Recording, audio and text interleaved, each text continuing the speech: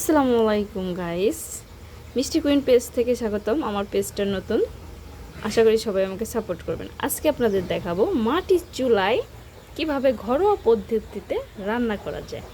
আমার ভাতটা রান্না করা শেষ, যদিও আমার ঢাকনা নেই গাইস, তোমরা এটাকে এড়িয়ে যাও। তো আমি এখন পুঁটি মাছ ভুনা করব এবং তার সাথে আছে ডাউল, দেশি ডাউল। আমি ডাউলটা রান্না করব এবং আমি মাছ ভুনা করব। তার জন্য আমার প্রস্তুতি নেওয়া হয়ে গেছে। আমি মশলা বেটে নিয়েছি, মরিচ, পেঁয়াজ, রসুন, আমি সব কিছু কেটে নিয়েছি। এখন আমি এতে অ্যাড করব হলুদ। আমি পরিমাণ মতো হলুদ দিয়ে দেব এবং তার সাথে পরিমাণ মতো লবণ।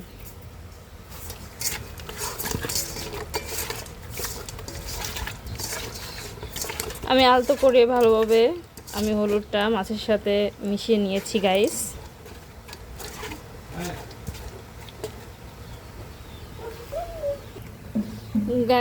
আমার ভাত রান্না হয়ে গেছে। তো আমার মাটির চুলায় রান্না করার তেমন একটা অভ্যাস নেই, আমি রান্না করিও না।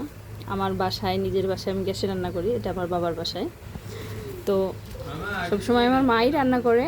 তো আমার মা নেই, আমার মা অসুস্থ এবং আমার বোন অসুস্থ, সে জায়গায় গেছে আমার মা, যার কারণে আমার রান্না করতে হচ্ছে। তো আপনাদের এখন দেখাবো কীভাবে মাছ ভেজে ভুনা করতে হয়, আপনারা সাথে থাকেন আমার। তো আমি পরিমাণ মতো দিয়ে দিয়েছি তেল। কেউ সরিষার তেল খায়, কেউ সয়াবিন তেল খায়, তো আমি এটা সয়াবিন তেল দিয়েছি, কারণ আমি সরিষার তেল খেতে পারি না। পরিমাণ মতো তেল দিয়ে দিয়েছি।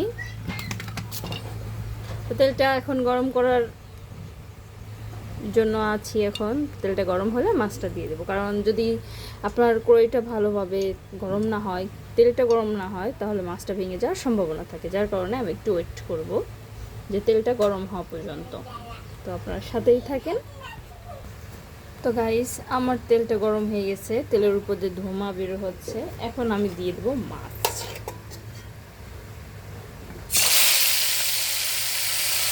সাবধান সবাই, কারণ মাছ দিতে গেলে অবশ্যই হাত দিয়ে না দেওয়ার চেষ্টা করবেন, কারণ তেল ছিটে গেলে হাতের অবস্থা খুব খারাপ হয়ে যায়। এমনও হতে পারে মুখ পুড়ে যেতে পারে, মুখে পোড়া দাগ ওঠে না, কারণ আমার মুখ পুড়ে গেছে। আমার পোড়া দাগটা যতই ক্রিম লাগাচ্ছি না কেন, আমার দাগটা উঠতেছে না। তো সবাই সাবধান মাছটা ভাজার ক্ষেত্রে। তো আমার মাছটা ভাজা হচ্ছে, ভালো করে ভেজে নিব। এবং মাছ কড়াইতে দিয়ে কখনো বারবার নাড়ানোর চেষ্টা করবেন না, যাতে ভেঙে যাওয়ার সম্ভাবনা থাকে। তো একটু অপেক্ষা করবেন মাছটা ভাজার জন্য।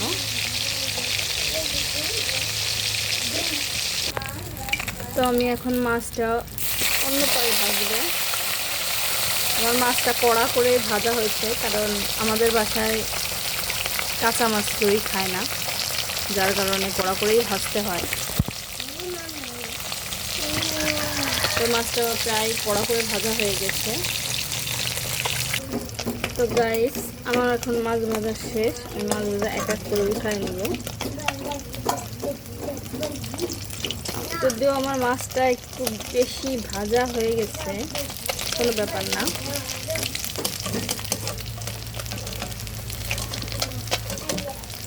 মাছটা উঠতে চাচ্ছে না কড়াই থেকে, কি আর করার।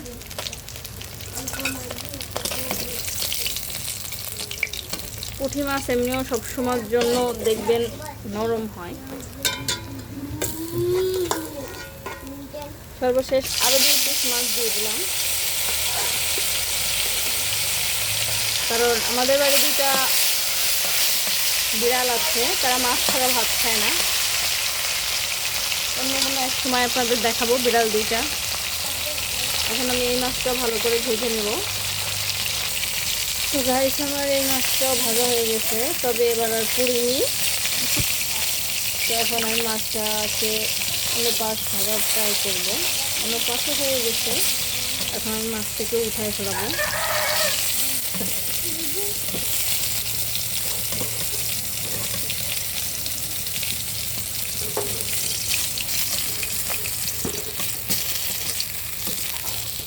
তো গাইস আমি এখন দিয়ে দেবো পেঁয়াজ, পরিমাণ মতো পেঁয়াজ দেবো। ভুনাতে বেশি পেঁয়াজ দিলে মজা লাগে না। দিয়ে দেবো মরিচ পরিমাণ মতো, কারণ বাসায় সবাই ঝাল কম খায়। তারপরে একটু শুকনো মরিচ অ্যাড করবো, তবে কাঁচামরিচটা একটু কম দিব, কারণ ভুনাতে কালার না হলে সেটা দেখতে ভালো লাগে না। তো আমি মরিচ পেঁয়াজটা ভালো করে ভেজে নেব।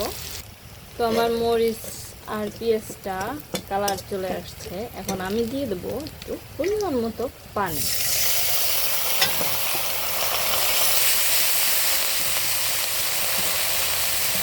পানিটা দিতে এই কারণে, যাতে আমার মশলাটা পুড়ে না যায়, আমি ভালো করে রান্না করতে পারি। আমি এখন দিয়ে দেবো পরিমাণ মতো মশলা অ্যাড করব।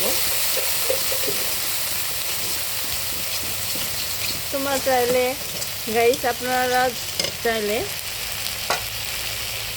মরিচ পেঁয়াজের ভিতরে এই মশলাটা দিয়ে দিতে পারেন, যে যেভাবে রান্না করে। আমার মশলা কষানো শেষ। আমি এখন দিয়ে দেবো পরিমাণ মতো পানি, যাতে আমার মশলাটা ভালোভাবে কষানো হয়।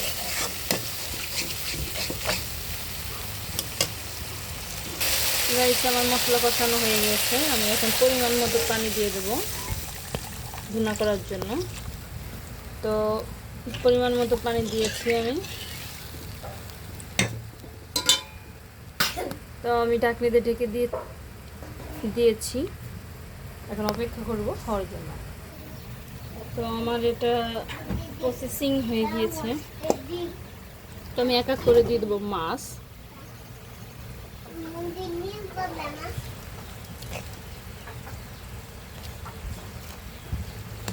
আপনারা অবশ্যই হাত সাবধানে রেখে কাজ করবেন,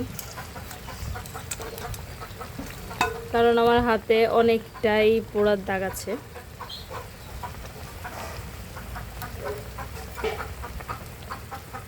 আমার মাছটা ভালো করে কড়কড়ে ভাজা হয়েছে, এবং এটা আমি এখন ঢেকে দেব। তো গাইস, আমার মাছ বোনা শেষ। আমি এখন এটাকে করে ফেলবো, নামিয়ে ফেলবো। তো এখন আমার দ্বিতীয় তরকারি রান্নার জন্য আমি প্রস্তুত হব। সেটা হচ্ছে, আমি এখন পানি দিয়ে দেবো ডাউল সিদ্ধ করার জন্য। কে কোনভাবে ডাউল রান্না করেন, অবশ্যই ডাউল দুইভাবে রান্না করা যায়। আমি সিদ্ধ করে নেব ডাউল। আমি ডাউলগুলো আগে থেকেই ধুয়ে নিয়েছি।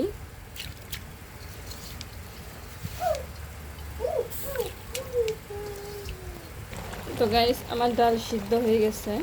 আমি ডালের ভিতরে রসুন এবং মরিচ, লবণ, হলুদ দিয়ে আমি ডালটা ভালো করে সিদ্ধ করে নিয়েছি।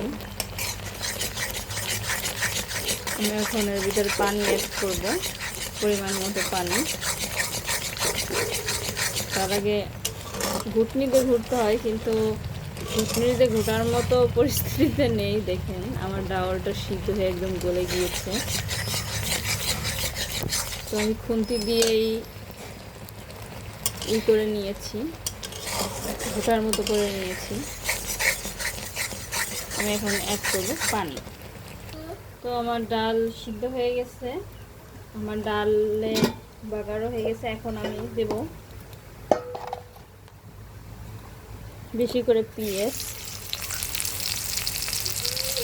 ডালে পেঁয়াজ রসুন বেশি না দিলে মজা লাগে না।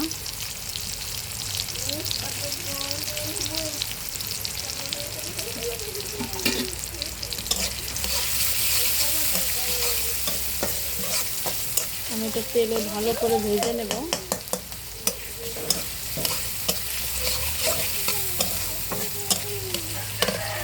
ডালটা আমি নামিয়ে রেখেছি। তো গাইস, আমি মরিচ পেঁয়াজ ভেজে তার ভিতরে ডাউল দিয়ে দিয়েছি।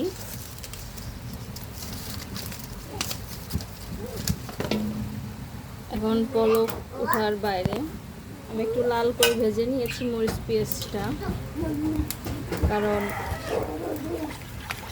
ডাউলের ভিতরে ভাজা মরিচ পেঁয়াজ গেলে একটা আলাদা ঘ্রাণ হয়, যার কারণে আমি আলাদাভাবে ভেজে নিয়েছি।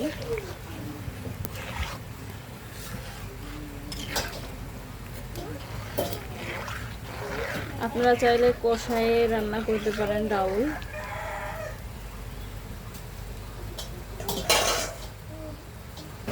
তো গাইস আমার ডাউল রান্না শেষ। তো আপনারা সবাই আমার চ্যানেলটাকে সাবস্ক্রাইব করবেন, আমাকে সাপোর্ট করবেন, আর মনে করে অবশ্যই আমার বোনের জন্য দোয়া করবেন, আমার বোনটা অনেক অসুস্থ।